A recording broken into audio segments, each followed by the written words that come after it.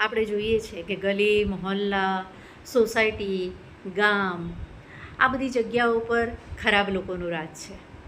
પણ શું ખરાબ લોકોનું રાજ છે? ના ભાઈ, ખરાબ લોકોનું રાજ કેવી રીતે હોય? એણે તો પહેલાં જ સાબિત કરી દીધું હોય છે. તમે જોજો, 150 લોક જમા પણ હોય ને, તો એક ખરાબ માણસને જોવું હોય ને, તો 2 જણા સામસામે હોય ને, તો એકબીજાને હાથ તાલી આપતા દેખાશે, હા હા હી હી કરતા દેખાશે, ઠઠ્ઠા મસ્કરી કરતા દેખાશે. એમને એમ લાગે છે કે એ બહુ સારું કરી રહ્યા છે, સારું પ્રદર્શન આપી રહ્યા છે. એમને તો એ સુધી ખબર નથી હોતી કે 250 માણસ ભેગું થયું હોય ને, ત્યાં કેવી રીતે ઊભું રહેવું, કેટલા શબ્દ બોલવા, ક્યાં ચૂપ રહેવું. આવું કશું જ જ્ઞાન એમનામાં નથી હોતું. એમણે સાબિત કરી દીધું હોય છે કે એમની ઓકાત આટલી જ હોય છે. એથી વધારે એ બિચારાઓને કશું આવડતું જ નથી હોતું.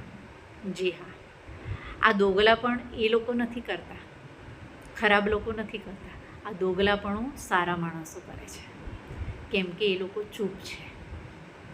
સારો માણસ ત્યાં સુધી ચૂપ રહે છે ને, ત્યાં સુધી એ લોકોનું રાજ ચાલે છે. આ ઇતિહાસ ગવાહી આપે છે કે જ્યારે એક સારો માણસ બોલતો થયો ને, ત્યારે આખા તખ્તના તખ્ત પલટી ગયા છે. જી હા, કેટલી સત્તાઓ નિસ્તો નાબૂદ થઈ ગઈ છે. તો આ સમાજ કોઈ ખરાબ માણસથી ખરાબ નથી, પણ સારા માણસના ચૂપ રહેવાથી છે.